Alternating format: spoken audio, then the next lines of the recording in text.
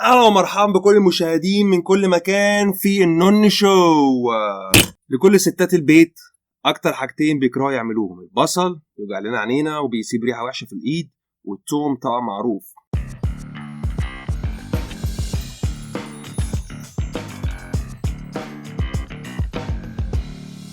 انا بعشق الحاجتين دول، البصل والثوم. اي اكل باكله لازم يكون فيه الثوم والبصل. احنا شعب مصري او الشعب العربي عامه بيحب الاتنين دول، البصل والثوم، في كل الاكل.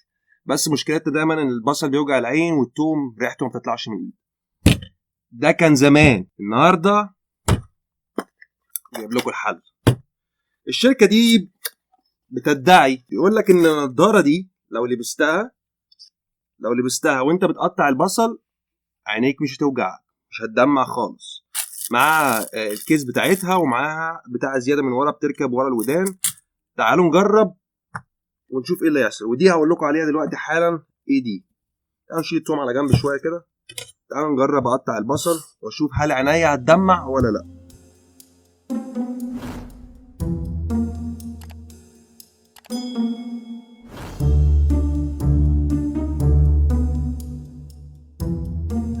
يبقى نقطع بقى ونشوف الموضوع هل فعلا في تأثير هيحصل ولا اي كلام هو الموضوع وخلاص. نقطع.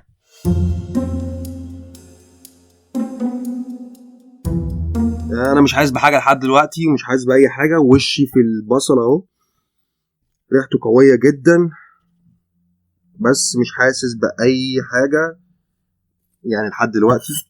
ممكن كمان شويه احس، فيعني خلينا نكمل تقطيع.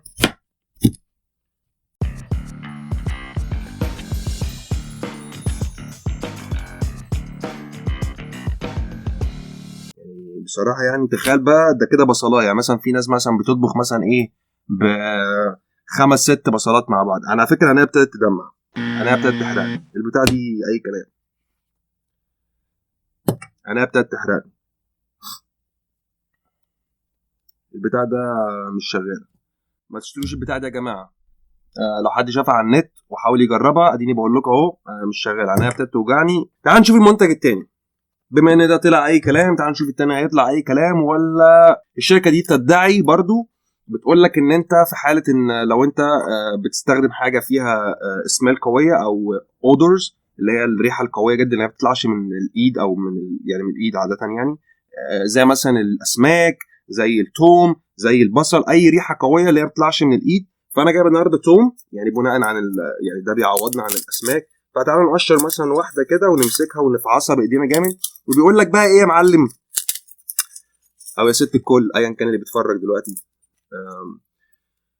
بيقولوا ايه بقى؟ ان انت في حاله ان انت في اودور، ايه ده ان انت في ريحه وحشه في ايدك دلوقتي، بتجيب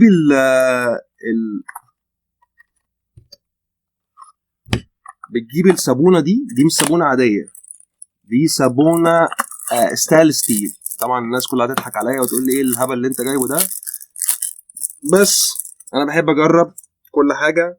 في مثل اجنبي بيقول لك ايه: don't knock it until you try. يعني ما تقولش على حاجه وحشه او حلوه غير لما تجربها الاول. انت هتعرف ان هي اذا كانت وحشه او حلوه غير لما تجربها.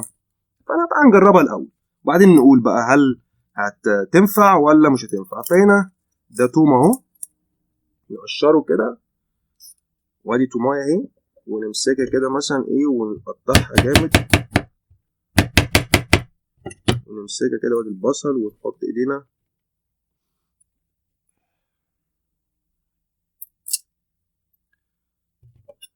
مثلا ايه، نمسك جزء كده كده. ابويا الله يمسيه بالخير كان بياكل التوم الصبح كده، يوم واخد له فص توم ياكله. كان يقول لي كل ده حلو، اقول له يا عم انا ناقص وجع دماغ. ممكن يكون بيتفرج على دلوقتي يشتمني ولا حاجه، يقول لي يا ابني المؤاخذه يا باشمهندس.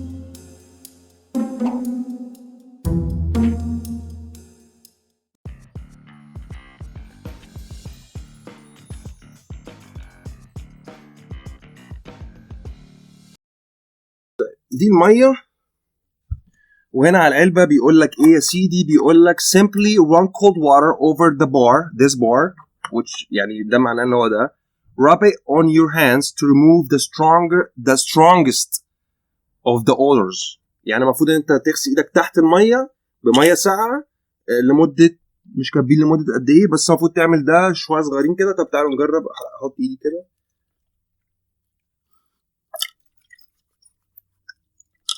مفيش حاجه بتطلع منه. هو المفروض ان الستانلس ستيل بياخد الريحه من ايدك يعني بيمشي الريحه من ايدك، مش بيغيرها. يعني مثلا لما بتغسل ايدك بالصابون العادي بيغطي الريحه دي بدي.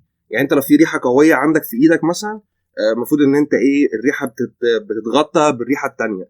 اما في الحاله دي هو مش بيغطيها، هو المفروض ان هو بيسحبها من ايدك، يعني بيسحب الاودور او الريحه القويه دي من ايدك.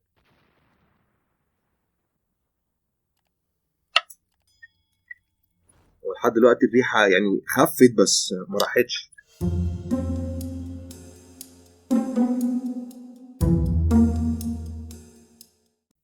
High grade stainless steel 1810 remove the odor dishwasher safe. يعني ممكن تحط كمان في الديش واشر عندك او عندك. نكمل غسيل. عايز الريحه خالص تروح. لو راحت خالص هسقف لهم، ما راحتش خالص وفاضل حاجه بسيطه هقول لكم برضه. يعني انا صريح معاكم، انتوا عارفين. بس اهم حاجه ان احنا نشوف هل فعلا الموضوع ده شغال ولا هكس. دي كانت اهم حاجه عندي ان انا اجربها. النضاره بصراحه دي ممكن تلبسها وانت بتقطع حته خشبه بتاع، شغاله هتحمي لك عينيك. لكن وانت بتقطع بصل ما عينيا وجعتني. عينيا وجعتني بصراحه.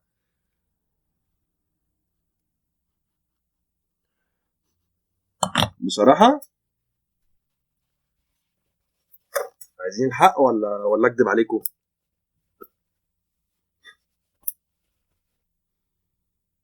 مفيش ريحه خالص.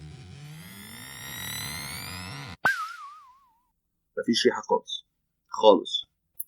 مفيش ريحه نهائي. فعلا 100 100. الصابونه دي 100 100. لو حد عايز يشتريها ويجربها انا موافق. جربوها قويه. هسيب اللينك بتاعها في الشرح تحت. النضاره دي اي بتنجان. جربتها ما عملتش اي نتيجه. بس الصابونه يعني عايز تجيبها لمراتك، لمامتك، لاختك، لحد صاحبك، انت عايز تجيبها لنفسك او تجيبها لنفسك، بصراحه هايله. هيعمل لايك النهارده هسقف له، واللي مش هيعمل لايك انتوا عارفين اعمل فيه ايه. اقول له ماشي يا عم، الحلقه الجايه يمكن تعجبك وتدوس لايك. هستناك. اشوفكم الحلقه الجايه. بيس.